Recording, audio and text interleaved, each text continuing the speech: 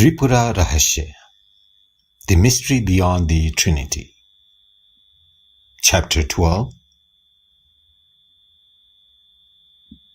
The appearance of the reality of the universe depends on the strength of will of creation. Even after listening to Dattatreya patiently, Parashurama was still perplexed and asked, "O Lord, what have you said so far about the universe is the truth? Even so, how is it that it appears to be real to me and to others who are both intelligent and shrewd? How does it continue to seem to be real to me even though I have heard you say otherwise? Please prove to me its unreality and remove my present illusion." Thus requested, Dattatreya, the great sage, began to explain the cause of the illusion which makes one believe.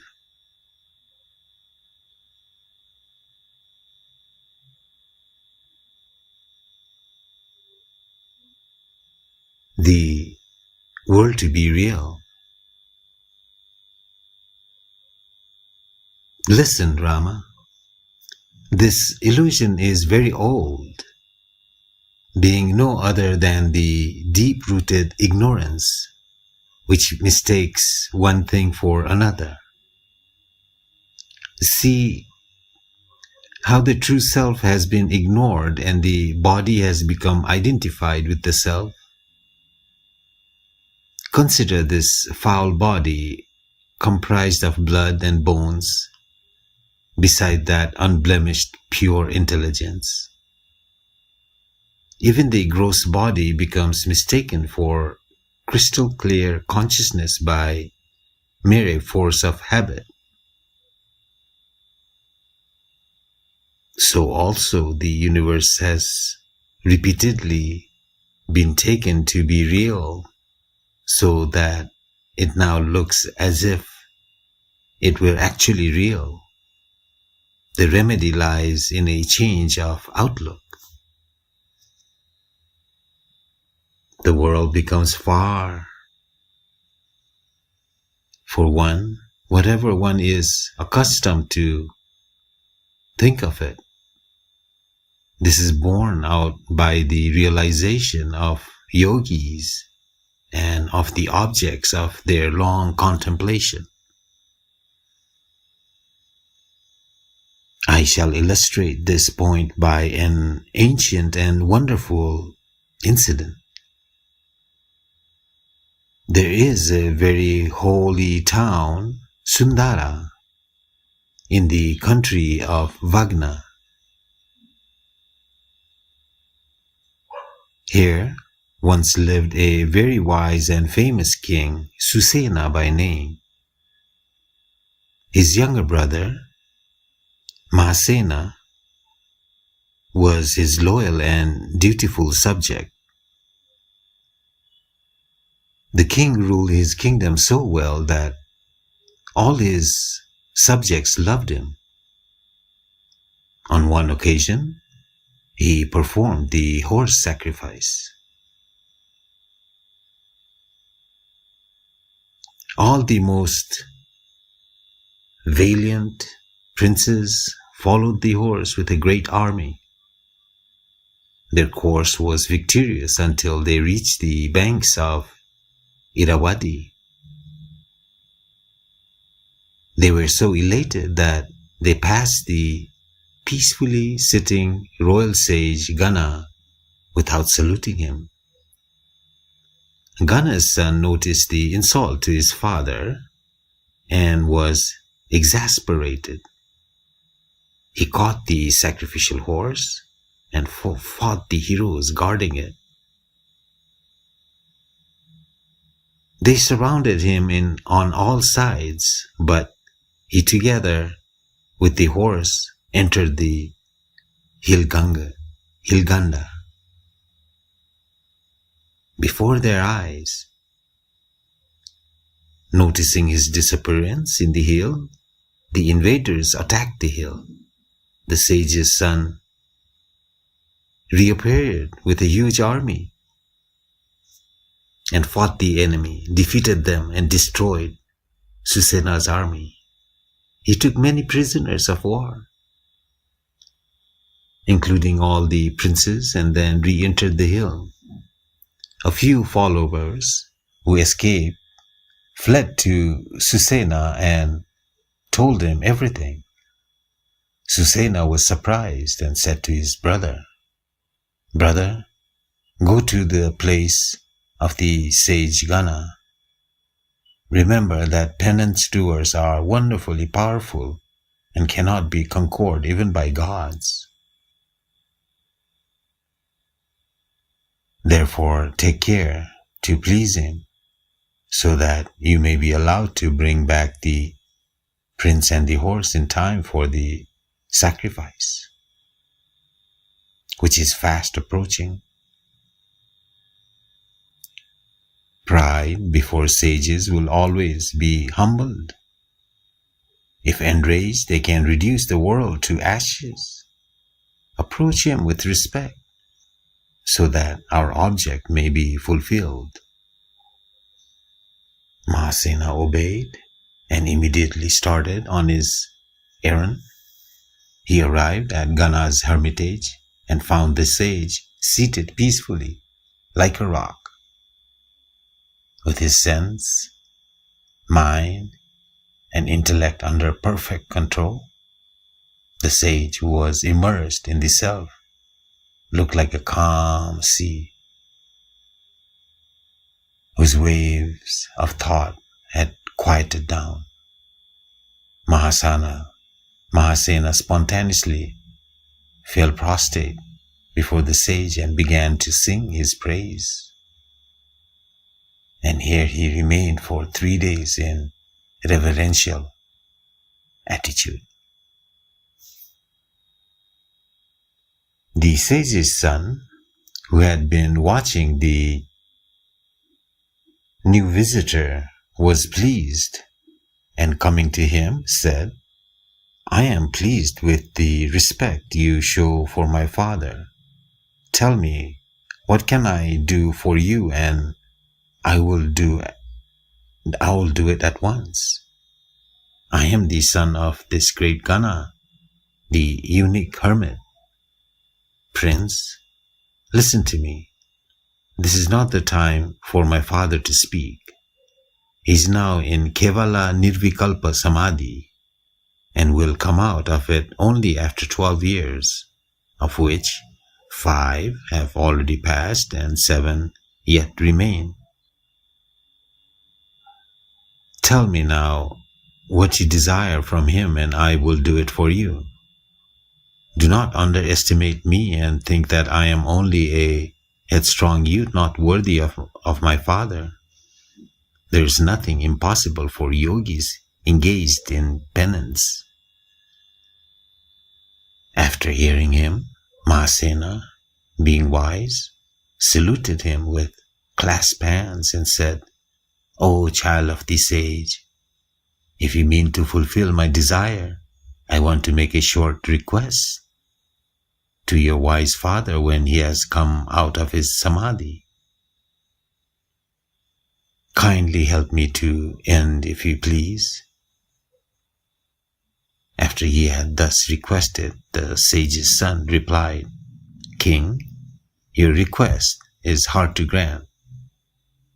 Having promised fulfillments of your desire, I cannot now go back on my word. I must now ask you to wait an hour and a half here, watch my yogic power. This, my father, is now in transcendental peace. Who can wake him up by external efforts? Wait, I shall do it forthwith by means of subtle yoga." Saying so, he sat down, withdrew his senses, united the ingoing and outgoing breaths, exhaled air, and stopped motionless for a short time. In this way, he entered the mind of the sage, and after agitating it, re-entered his own body. Immediately the sage came to his senses and found Mahasena in front of him, prostrating and praising him. He thought for a moment, taking in the whole situation by his extraordinary powers.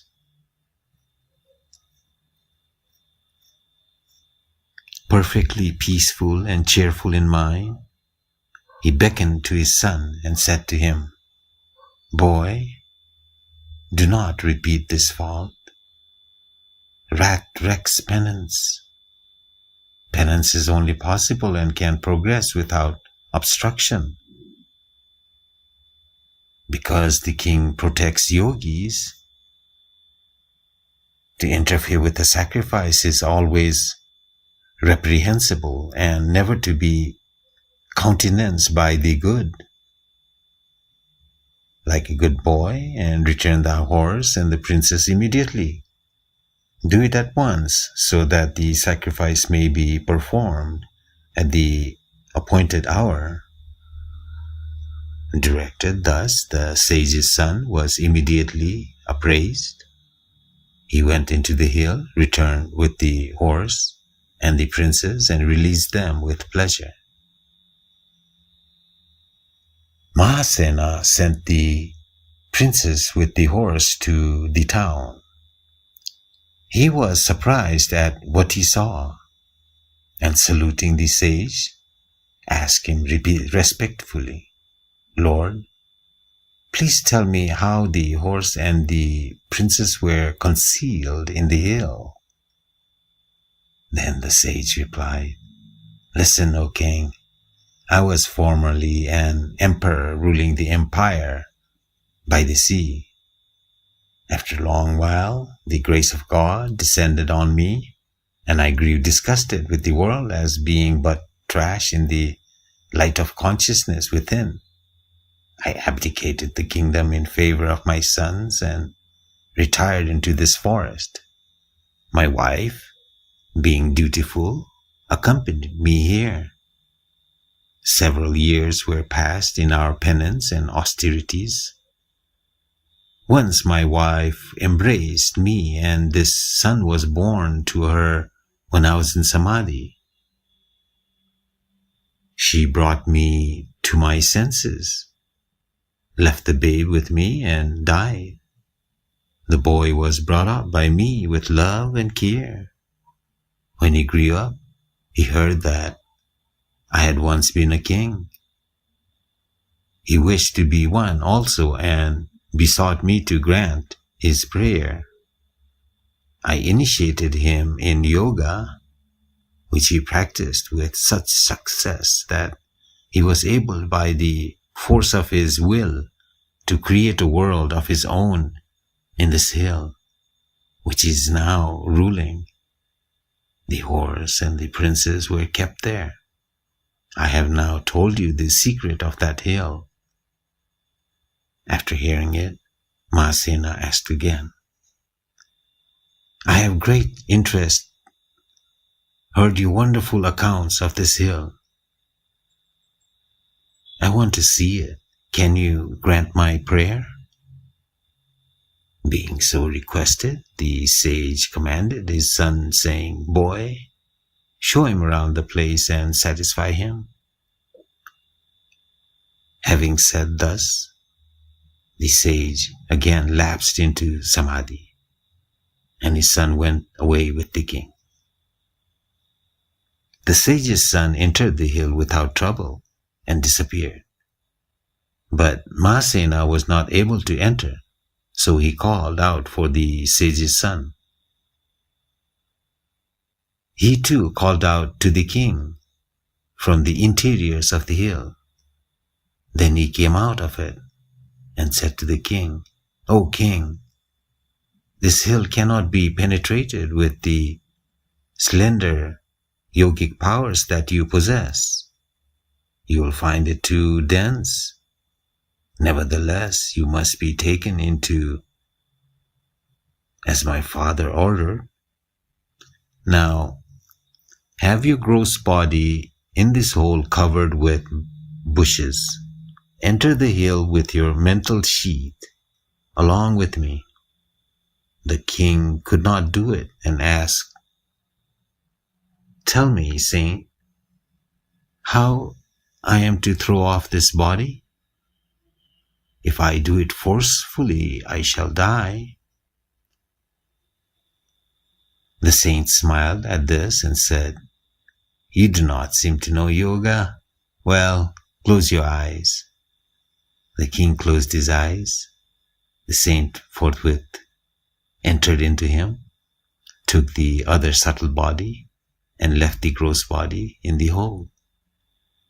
Then by his yogic power, the saint entered the hill with the subtle body snatched from the other, which was filled with desire of seeing the empire within the bowels of the hill.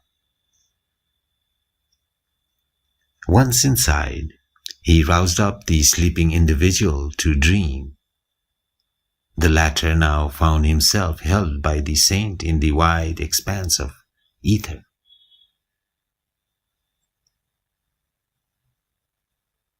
The Ati Vakika Sarira, astral body, is exhaustively treated in Yoga Vasistha.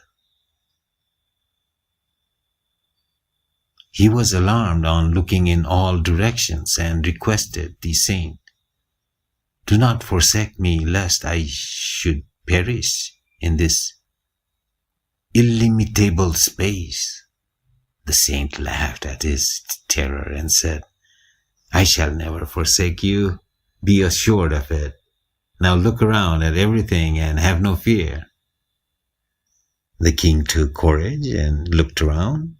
He saw the sky above, enveloped in the darkness of night and shining with stars. He ascended there and looked down below. He came to the region of the moon and was benumbed with cold. Protected by the saint, he went up to the sun and was scorched by its rays. Again tended by the saint, he was refreshed and saw the whole region, a counterpart of the heaven. He went up to the summits of the Himalayas with the saint and was shown the whole region and also the earth. Again, endowed with powerful eyesight, he was able to see far off lands and discovered other worlds beside this one. In the distant world, there were darkness prevailing in some places. The earth was gold in some. There were oceans, an island, continents, traversed by rivers and mountains. There were the heavens, peopled by Indra and the gods, the asuras, human beings, the Rakshasas and other races of celestials. He also found that the saint had divided himself as Brahma in Satyaloka, as Vishnu in Vaikuntha, and as Shiva in Kailasha, while all the time he remained as his original self, the king ruling in the present world. The king was struck with wonder on seeing the yogic power of the saint. The sage's son said to him, "The sightseeing has lasted only a single day according to the standards prevailing here, whereas 12,000 years have passed by in the world you are used to. So let us return to my father." Saying so, he helped the other to come out of the hill to this other world. Thus ends the chapter 12 on sightseeing the Ganda Hill in Tripura Rahasya.